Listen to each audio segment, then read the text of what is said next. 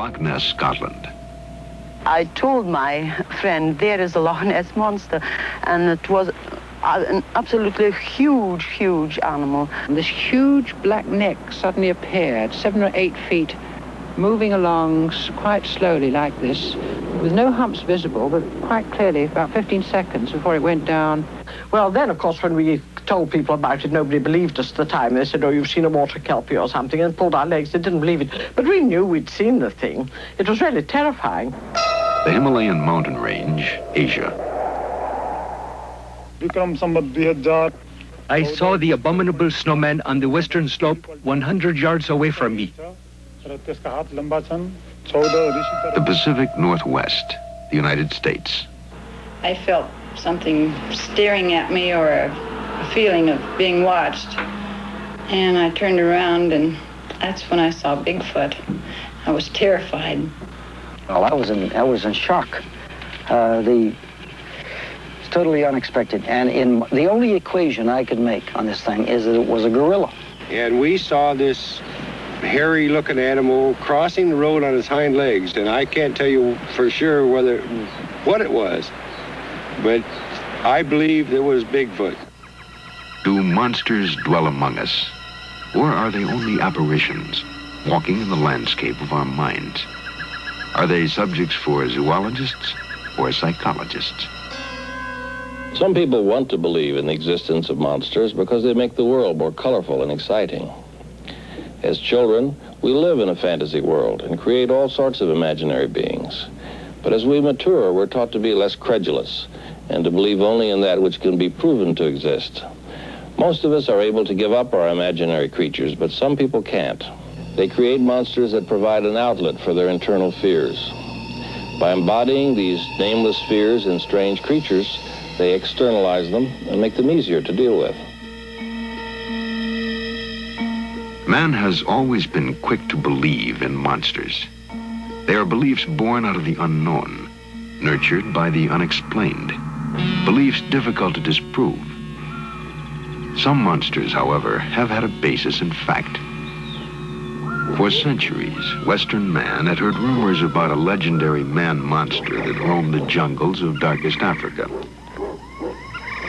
It wasn't until the late 19th century that science caught up with the legendary monster, calling it the gorilla. New biological species are being found each year, like the Komodo dragon in 1912 and the okapi about 1900. Yet some creatures remain myths.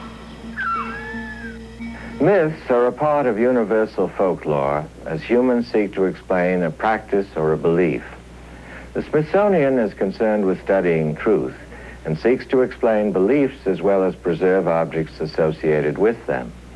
Myths about strange creatures seem to hold a never-ending fascination for the public. Thousands of inquiries have been directed to the Smithsonian asking about the possible existence of various creatures, including the Loch Ness Monster, Bigfoot, and the abominable snowman. In the last decade, over 300 reported sightings of Bigfoot have been recorded in America. In 1973 alone, there were 33 reported sightings. This year, 9. Called Momo in Missouri, the Fouke Monster in Arkansas, the Skunk Ape in Florida, Sasquatch in Canada. The giant monster is said to have migrated here across the Bering Straits land bridge that once connected Alaska to Asia. A relative of the Bigfoot has been reported seen in the Russian Caucasus, where it's called the Almista. Another relative is said to live in the Himalayas. Here in the highest mountains of the world, it is known as the abominable snowman, or the Yeti. In Kathmandu, Nepal, nearby famed Mount Everest, Sanskrit scholar Yogi Narahari Nath tells of his encounter with the creature. I saw a Yeti while I was trekking with 60 other people in the western Himalayas. I was 100 yards ahead of my friends when I saw an ugly-looking black creature walking like a man. It was hairy and naked, and it moved fast. The culture and religion of the mountain people of Tibet and Nepal, the Sherpas, are filled with tales and dances of demons. Some are of the abominable snowman, considered an evil spirit to be feared. Among some, it is considered fatal to even look upon a Yeti.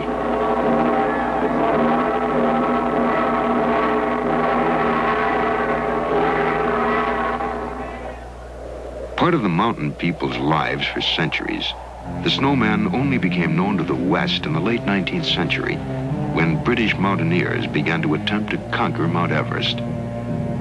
Cool-headed explorers returned with tales of the mysterious Yeti, tales of strange footprints left in the snow. But it wasn't until 1951 when veteran climber Eric Shipton discovered a new pass at 19,000 feet that actual evidence was collected. Shipton, standing where no man had ever been before, took these photographs of giant man-like tracks. Once a non-believer in the Yeti, Shipton, now in London recovering from a back ailment, remembers that day. Strange feeling inside. I've often seen these tracks before, but hitherto I'd always been a bit of an agnostic about the whole question, but seeing these tracks so absolutely fresh and clear, well, there seemed to be no doubt about it at all, and it was that really gave me a very eerie feeling that here one was in the presence of something quite unknown.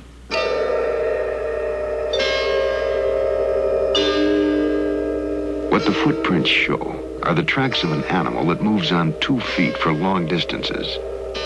The only animal known to do this is man. Further, the footprints, larger than those of apes, show no claw marks normally associated with bears.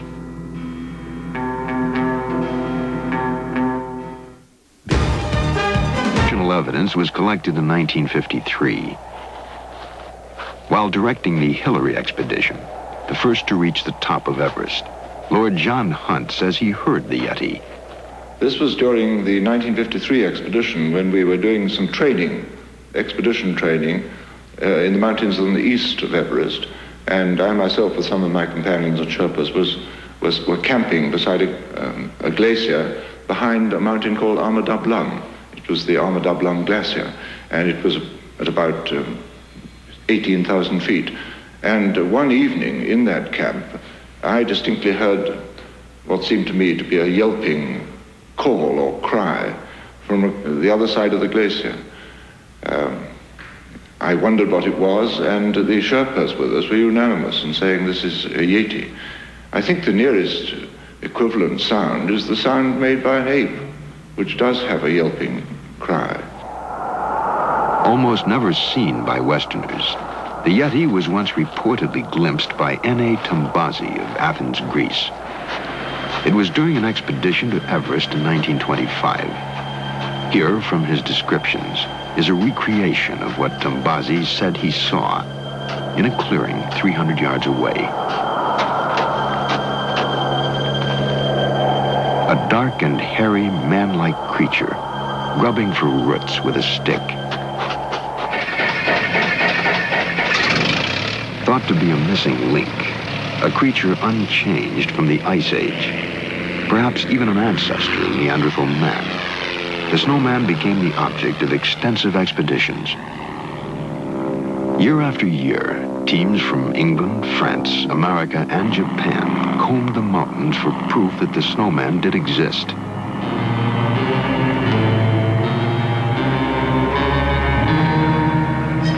Anthropologists and naturalists joined in the search, looking in vain for bones or a dead carcass, for something physical to bring home to a Western world of skeptics.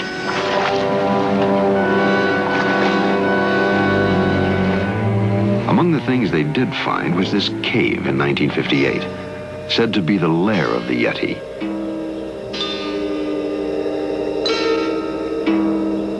And in 1961, what was said to be the hide of a Yeti. And even its alleged mummified hand and what was said to be the hide of a Yeti's scalp. These artifacts, plus eyewitness testimony, convinced many of the Himalayan travelers that the snowman did exist. The leader of one expedition, however, does not agree. Sir Edmund Hillary, the first man to reach the top of Everest, led an expedition in 1960 to search for the snowman. After analyzing the mysterious footprints in the snow, he contends they were made by known animals. Footprints, he said, change shape, grow larger as they continuously melt and refreeze. He brought the alleged artifacts of the Yeti back to England for examination. The scalp turned out to be that of an antelope, the hide that of a bear. I believe that many of the sightings, perhaps, came from people seeing this very rare animal, the Tibetan blue bear. One reason for saying this is that we obtained some skins of the blue bear, and on seeing them, the Sherpas would immediately say, Yeti, Yeti, because all the markings on the chest and on the creature fitted in with the stories they'd told us about what the Yeti looked like. At the Smithsonian Institution, Secretary S. Dillon Ripley, ornithologist and a veteran traveler in the Himalayas, agrees. I am convinced that it is possible in the mountains to have things elude one for generations. There are several birds that I'm still looking for and hope to find before I'm through. I'm also convinced that this kind of vast space high up does have an effect on people. The first trip I made in the Western Himalayas when I was 13 years old, I became entirely aware of the sensitivity of the Tibetans who lived there towards myth and legend and folk tale. It is quite possible as you go by a mountain where there is a narrow gulch and a stone comes rolling down soundlessly, just missing your head, barely avoiding you, as it were, it's quite possible to believe that someone, some evil genius, just rolled that stone down. If you project this kind of imaginatory thing, this episode where a real stone just misses you, at the altitude of 13, 14, 17, 18, 20,000 feet, whatever it may be, you can easily realize that it's a question of mental imagery and the possibility that you yourself can be deluded. And yet, reports of the abominable snowman's possible existence continue to come in. In July 1974, a Sherpa girl, Lakpa Doma, claimed she was attacked by the snowman. In the last several years, however, a search for a similar creature has begun elsewhere, in America, where the giant is said to have migrated on what was once the Bering Straits land bridge. In the Dalles, Oregon, the first center has been opened to collect known data on the alleged monster, the American Yeti, known as Bigfoot.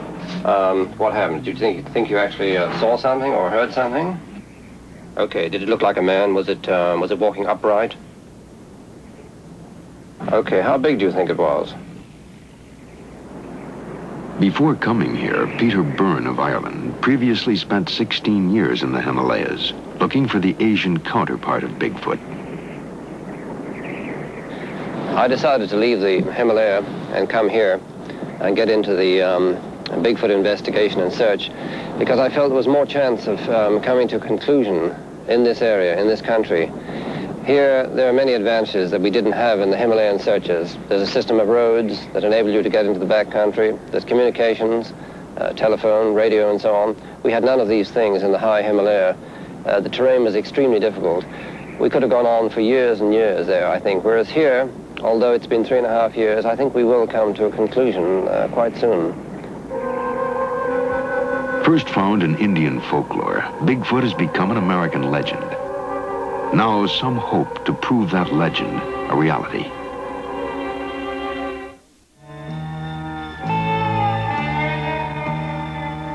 Does a wild, giant, man-like monster called Bigfoot roam the American forests?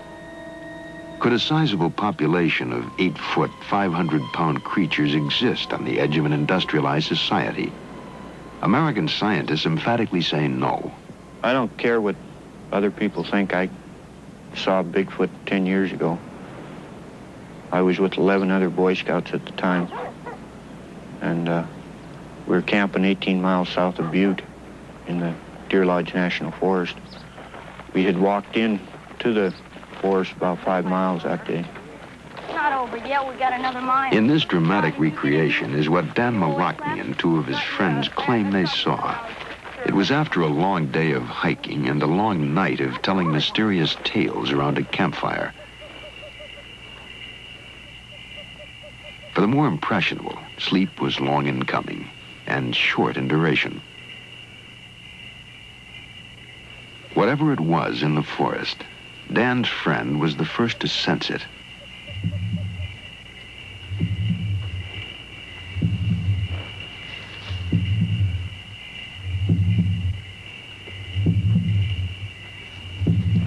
The first to hear it.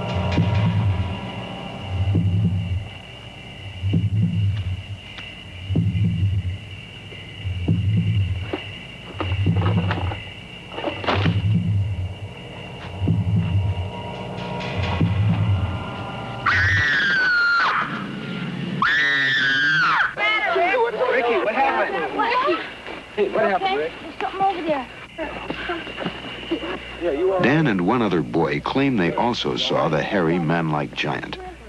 Some boys doubted their story, but Dan was certain.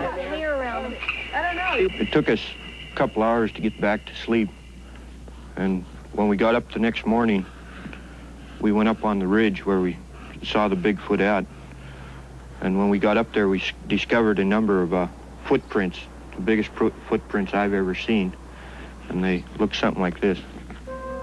Exhibit A, the footprints. By now, thousands of them, first observed, then preserved in plaster. Human-like footprints, some 18 inches long, 7 inches wide. The footprints of a giant. Did you say talk up? Yeah.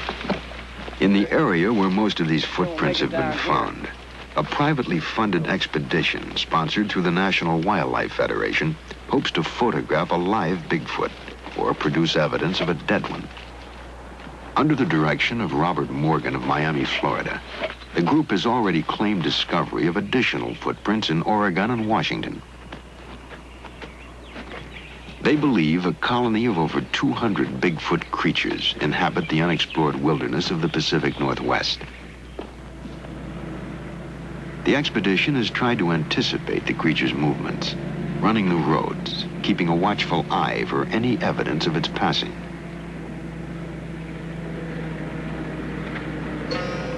Thinking Bigfoot to be a nocturnal creature, they're prepared to penetrate the darkness of night with special light amplification viewing devices.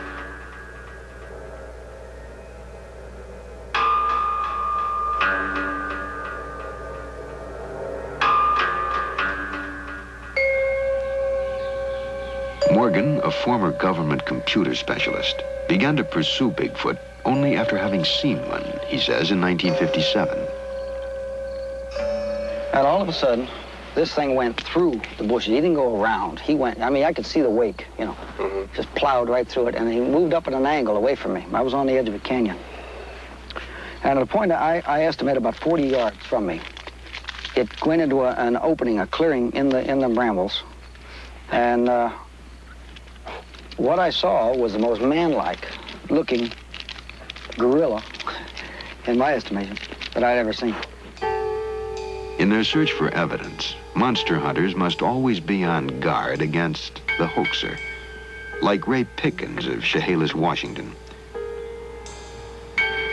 7 times beginning in 1971, Pickens has tracked the wilderness with bogus Bigfoot tracks.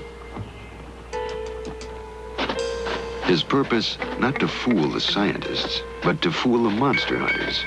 He tells us why.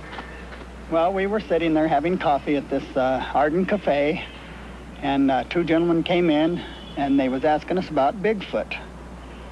We said, well, we didn't believe in it. And one gentleman says, well, you hicks around Arden probably wouldn't. And I turned to my friend, which his name is Harvey, and I says, Harvey, we're hicks. What are we going to do about it? And he says, yeah, what are we going to do about it? I says, we're going to show them who the hicks are. And then I went home and made boots. And by the time the next day was over, there was 700-800 people looking at the tracks from all over the country.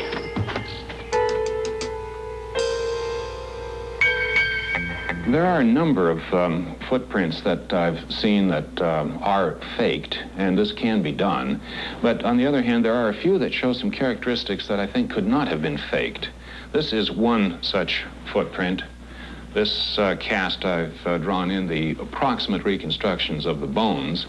This is a crippled individual where a couple of bulges have extended out between adjacent bones on the outer edge of the foot. If this had been a human foot, these bulges would have been farther back, but they're shifted forward, making the heel longer and the front of the foot shorter. This is exactly what is required for a foot that's going to carry perhaps an 800-pound body. Now, I don't think any faker could have thought of it and figured this out and adjusted his footprint accordingly. A fake footprint is just simply an expanded, enlarged footprint or enlarged copy of a human foot. Here, in actual footage taken of what is said to be a real Bigfoot, is a creature similar to Dr. Krantz's club-footed giant. Filmed by Ivan Marks in late 1969 in Bosburg, Washington, the film has been denounced as a fake by some monster hunters. Here is yet another film of an alleged Bigfoot, also taken by Marks in Alaska in 1973. Marks, a hunter and maker of nature films, insists on its authenticity. No matter what the Marks films indicate, the most compelling evidence for Bigfoot's possible existence remains that presented by eyewitnesses. Former Sheriff Oliver Potter. Like I say, I'm born in the woods, the Cascade Mountains. I know the animals that are here. This was something different that I had never seen before. A large creature, about 7.5 to 8 foot tall. It was grayish black in color, and as it went away from me, I seen the backside of it, walking as a man would walk on its hind legs. It moved more or less like a man, and it was about 6-7 feet tall and probably a blackish-brown color, and I couldn't see its face because it was running away from me across the road, and I actually, her and I both saw it disappear into the brush. Like I say, I was born and raised around here, and bears just don't walk on these hind legs that long. There were 4 of us in the car when when I was the first one to sight it. We pulled up on the freeway and pulled back for optimum viewing. Oh, I'd seen people from the same location and in about the same spot before. Humans up there. It probably was twice the size. And it was a dark, dark brown, just swaying back and forth, sitting on a rock. Could the people who say they've seen Bigfoot be seeing something else? A bear, perhaps? Or could the creature be only in their minds? Eyewitness testimony in the case of Bigfoot, I don't think is very good because you can't test it. It's the credibility of the person, and these people, if they want to see something strange, they can imagine it. Dr. Stewart is Director Emeritus of the Smithsonian Institution's National Museum of Natural History. He demands more proof before he'll accept Bigfoot. I do not believe in Bigfoot because no hard evidence has been presented. All the evidence so far is in the form of footprints and such reports, all of which constitute soft evidence. Hard evidence is like this skull here. If you have a skull of this so-called Bigfoot, you can tell what it is. Fact or fiction, Bigfoot has become a fixture in the American landscape. At Willow Creek, California, which proclaims itself the gateway to Bigfoot country, the creature is celebrated each year with a 3-day festival.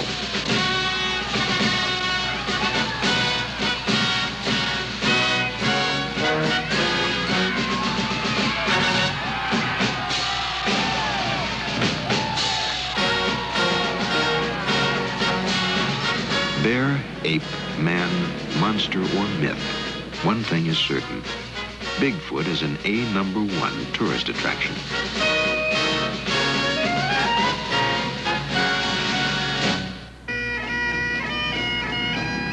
But halfway around the world, another alleged monster has proven to be an even bigger tourist attraction.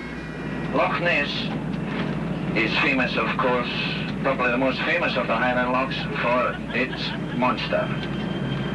The Loch Ness Monster. They all come here seeking an answer to the question, is there a Loch Ness Monster?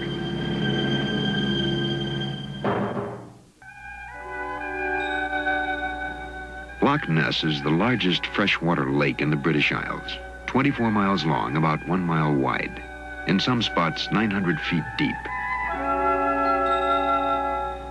Located in the north of Scotland, the lake is said to be home to a mysterious family of giant creatures. We were standing on the jetty by the boathouse, just on the left there, and looking across to the bay, we saw a sudden tremendous turmoil in the waters. And without being able to see anything, what was causing it. And suddenly we noticed this huge black head moving along, 7 or 8 feet out of the water, very, very slowly. And then after about 15 seconds, it went down. But we never saw any humps. But it was very exciting while it lasted. Serpents and monsters have long been reported seen in the world's watery depths. They are part of the mythology of the sea. These strange creatures emerged from the bored and terror-stricken minds of weary travelers.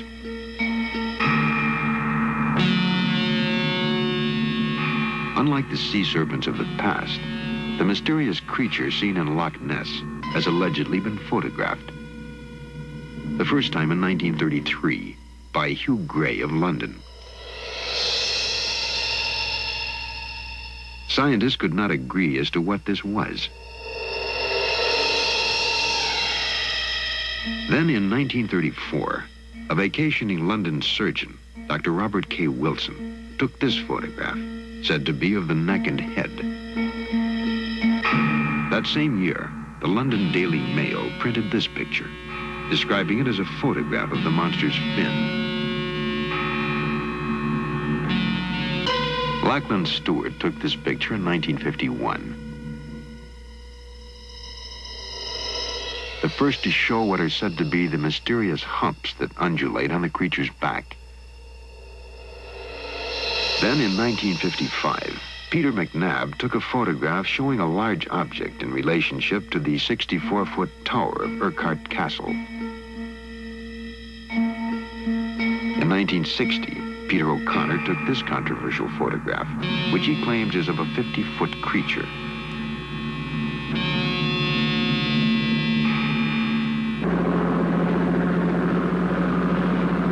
Over the years, the Loch Ness Monster has reportedly been seen mostly by the residents of the tiny villages on the loch side. The people who live here, fishermen and farmers, lead quiet, uneventful lives. Two natives discuss their sightings of the monster. Oh, it certainly did. It was a rounded hump, something like an elephant's back, and the same sort of colour, a greyish colour. And it stayed quite still for at least 2 minutes. Both men claim proof for what they saw, for at the time, neither was alone. Well, this sighting of mine was also seen by the Oxford and Cambridge group who were up there to find out about the monster. More or less. There were about a dozen of them. Well, it's very similar to mine because the entire holiday makers and the gondolier, and there must have been 120, all saw it. The monster has been a part of the cultural tradition of northern Scotland since the year 565, when, it is written, St. Columba drove off the creature by invoking the word of God. The word of God is still invoked today. In 1972, the Reverend Donald Orman performed the rites of exorcism at Loch Ness. I adjure thee, thou ancient serpent, by the judge of quick and dead, by him who made thee in the world, that thou cloak thyself no more in manifestations of prehistoric demons. Begone, thou hideous demon, unto thine appointed place, and return no more to plague the servants of Almighty God. Not all residents around the loch perceive the monster as evil. The children at the Drumnadrochit grade school, who believe in the creature despite attempts to teach them otherwise, see it in a more affectionate way.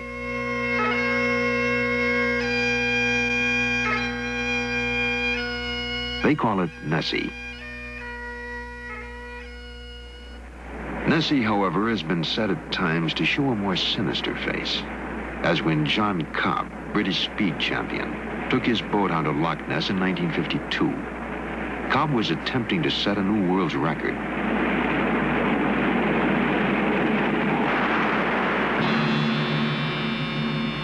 Cobb was killed, his boat striking a mysterious turbulence, which some claim was caused by the monster.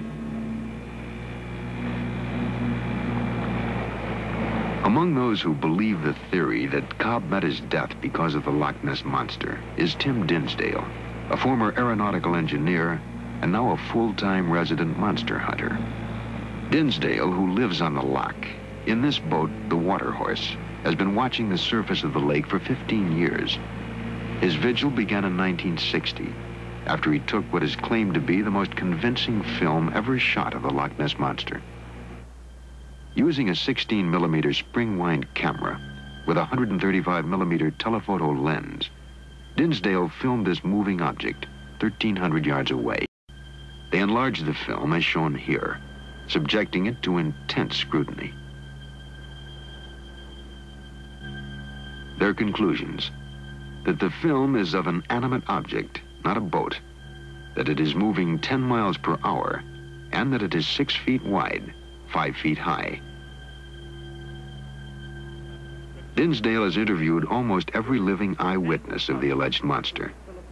Here he describes what it might look like, based on these interviews. Then you get this tremendous body. The forward limbs, I think, are rather smaller than the rear ones.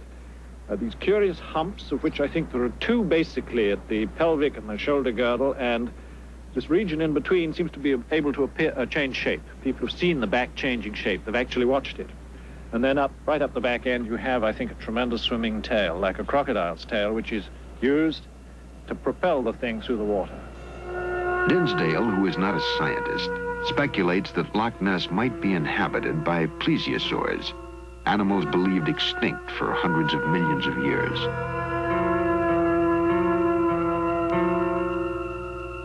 The theory is that plesiosaurs entered Loch Ness before the last ice age, when the lake had an outlet to the sea. That an animal believed extinct can still exist is shown in these films. The coelacanth, a fish thought to be extinct for 60 million years, was rediscovered near South Africa in 1938. The coelacanth was hidden in the open ocean. Loch Ness is landlocked, confined. Yet the question remains, could these waters be home to prehistoric creatures?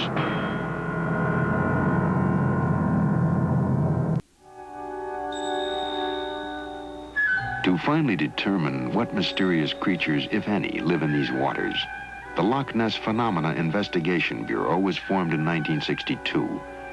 Operating until last year, the Bureau attempted to bring a long-needed expertise in the search for the monster. For 11 summers, until they ran out of money, They trained eyes and cameras on strategic parts of the lake. Their major achievement, this film taken by a 17-year-old volunteer, Richard Rayner, in June 1967. British Air Force scrutiny of this film led to the conclusion that, like the earlier Tim Dinsdale footage, this was a picture of an animate object of some size.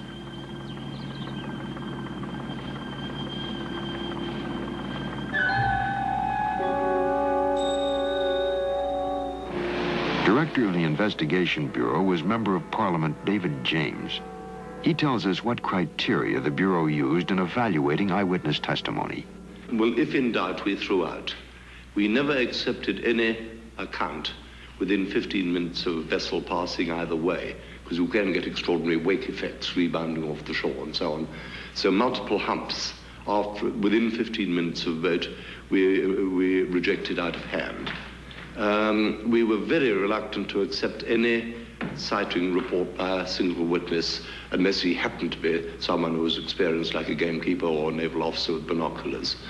But using the most rigid criteria we could, we found that on an average there were about 20 sightings a year, which we couldn't ignore. There wasn't a cloud in the sky when 5 or 6 humps appeared about 200 yards away. And when I saw them, the thoughts that entered my mind were this: there was nothing there when we passed. It's not any creature I know. It fits the descriptions of the Loch Ness Monster. It must be the Loch Ness Monster. This animal appeared, long, tapering neck, small head, huge hump, which I reckon 30 feet long, about 3 to 4 feet high at apex. And I shut my eyes once, twice, 3 times to make quite sure I wasn't imagining seeing something. But no, it was there all right. The loch is a mysterious place. Shadows and wakes create peculiar effects. There are those who say anyone can be coaxed into seeing a monster in these waters.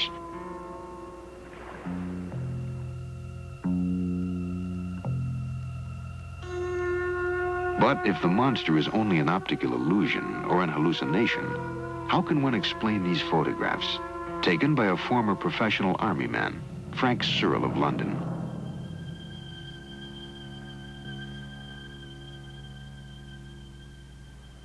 Serling runs his own one-man investigation unit at Loch Ness.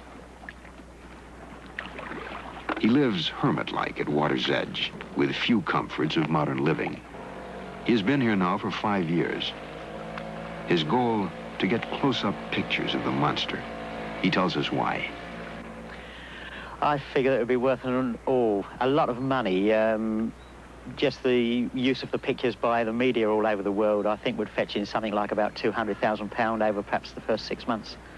After that, there would be lectures, personal appearances and so on, and royalties from the pictures. Nicholas Witchell, law student and part-time monster hunter, in a new book published in London this summer, questions the authenticity of Serling's photographs. I'm afraid there are people who are faking photographs on the loch at the moment. This is done by superimposing objects onto negatives and by placing objects in the water and then photographing them. And recently, these pictures have been getting a great deal of attention from the popular British press. To get better pictures, the monster hunters took their cameras underwater in submarines for the first time in 1969. But the unusually peaty and murky darkness of the loch's waters closed off all possible visibility. The submarines were considered useless and were withdrawn.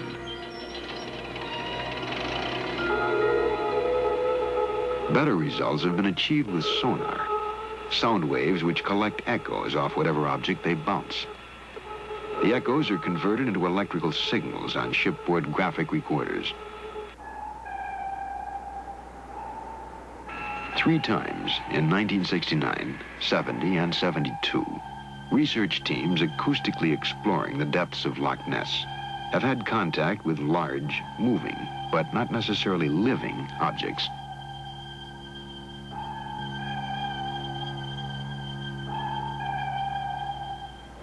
The director of one of these expeditions was a Boston patent lawyer, Robert Rhines, who returned to Loch Ness in June 1974 to undertake a more ambitious underwater project. You lower this there and have this sink into the silt and so forth. Rhines' plans call for the dropping of 2 waterproof cameras into the loch. The cameras are connected to a powerful strobe light and sonar recorder, all operated by a computer. When an object larger than 30 feet passes through the sonar beam, the computer will activate the strobe light and cameras. Every 10 seconds, another picture will be taken until the object passes out of the sonar's range.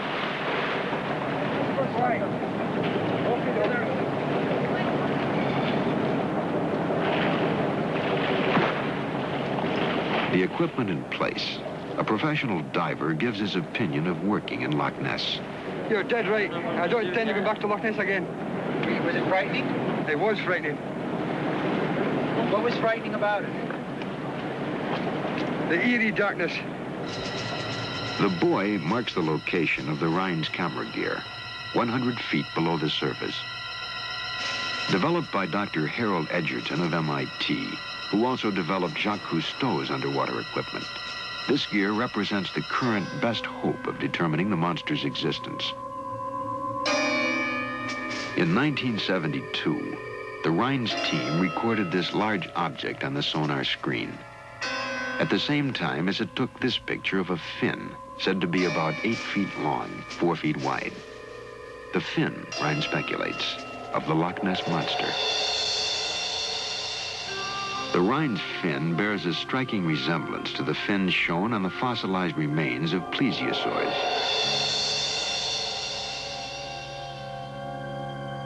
Dr. Nicholas Hutton, a vertebrate paleontologist at the Smithsonian Institution, replies, I think it's very unlikely that anything the size of a plesiosaur would be able to live in Loch Ness without our being aware of it long before now, or being able to live there, period, because there just isn't enough room for something that big. In thinking about a plesiosaur, you have to think in terms of a moderate-sized whale, as far as the amount of room it needs and the amount of food it needs. I can't give you very precise figures, but just to get sort of a ballpark order of magnitude, I would say that a reproducing population of plesiosaurs, whatever that is, maybe 40 individuals, we don't really know, but it would require a stretch of sea, depending on productivity, ranging along coastal waters, say from Chesapeake Bay down to, at least down to South Carolina or Georgia, and maybe all the way down to Florida. Tales about strange creatures are always tantalizing. In time, some may even prove to be true. To date, however, in the absence of hard evidence, the scientists at the Smithsonian Institution do not endorse the reality of such creatures as Bigfoot, the abominable snowman, or the Loch Ness Monster. Undoubtedly, there are undiscovered biological species on Earth, and possibly in outer space. The scientists whose task it is to probe the unknown will one day discover these species. They will continue to try to separate the myths from the realities, to help solve the mysteries of that part of the world still strange and unknown.